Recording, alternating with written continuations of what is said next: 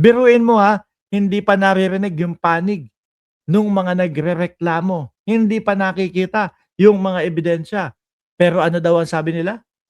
Acquit na daw para sa kanila o ipapahinto yung impeachment para kay Vice Presidente Inday Sara Duterte. Biruin niyo po yan.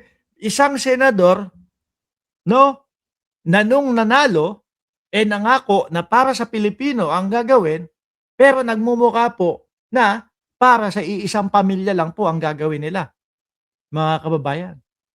Oh, di ba?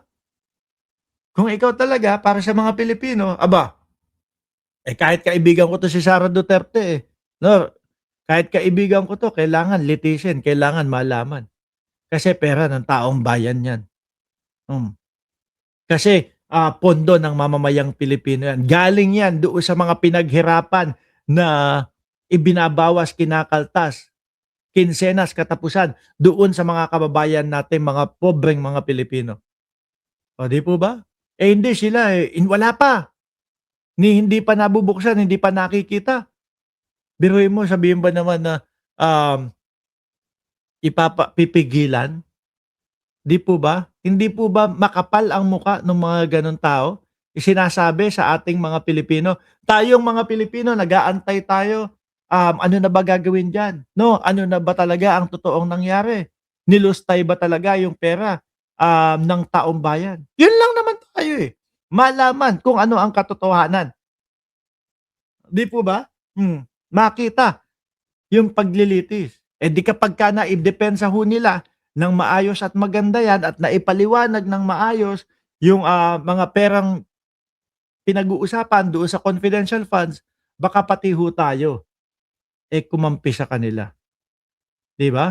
Pero sa nakikita ho natin mga kababayan, puro iwas, pagyayabang doon sa mga DDS na ganito, ano ha, ano tawag dito? Ipagyayabang doon sa mga DDS na, pagdating doon sa Senado, ipapaliwanag namin lahat. Pero iba naman po pala yung tinatrabaho nila. Tinatrabaho nila magsumbong doon sa Korte Suprema para ipahinto yung impeachment ng Vice Presidente. O ano yun? Bopols lang ang maniniwala sa ganun. Tingnan niyo po itong post ni Erwin Tulfo, mga kababayan. Ipinost niya yung isang nagpipintura doon. Ano po? Tama naman ito. Ito ang isa sa mga boss naming lahat ng nasa gobyerno. Bakit?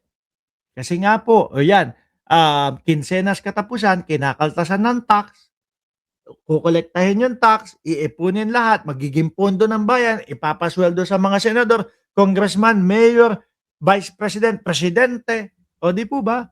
Kaya nga sabi ni Pinoy, kayo ang boss ko. Si Robin Padilla ho, mga kababayan, ano ang sinabi doon sa Senado habang may hearing sila, kasama sila General Torre? Kung sinabi lang ng boss ko na i-contempt ka, kinontempt na kita. Sino yung tinutukoy na boss? Di si Duterte. O di ho ba, mga kababayan? Ganun na lang ho sila kakapal. Na tumakbo, nanalong maging senador, pero iisang pamilya ang pinagsisilbihan.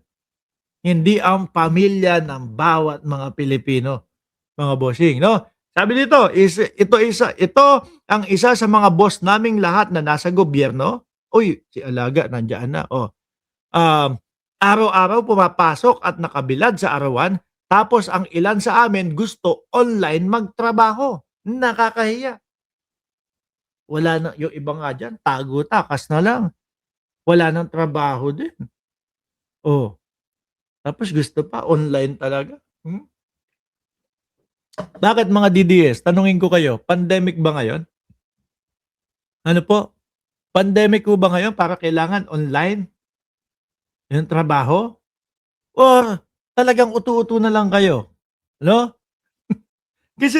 kasi ako ho, mga kababayan, yung mga DDS na yan, alam naman na lahu yan, mga bossing, no? Na lalo na kapag kayo may mga ganyang ganap, malalaking ganap, mga impeachment, etc., kailangan personal, physical na nandoon yung isang tao at ibuhos talaga yung kanyang ano, o yung pagtuunan niya talaga ng pansin lahat ng detalye, ebidensya, tapos depensa, et cetera, yung mga taong magpapatunay, et cetera, lahat 'yan. Tapos sasabihin mo online, ano yun, tontado kayo, ah.